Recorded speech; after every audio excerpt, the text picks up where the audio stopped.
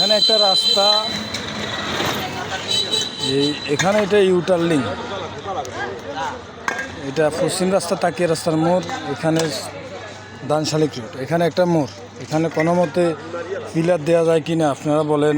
এখানে কোনো কারেন্টের খ্যাম্মা দিতে হয়, দিবেন অনুমতি আছে কি না। এখানে যে একটা রাস্তা, একটা সড়ক, যে সড়কে কেন এই পিলারটা গাঁইব, এটা আমরা বাধা দিচ্ছি। এটা যে কোনো মধ্যে বিপজ্জনক দুর্ঘটনা ঘটতে পারে, এই কারণে আমরা এই পিলারটা এখানে গাঁয়ে বেলায় দিচ্ছি না।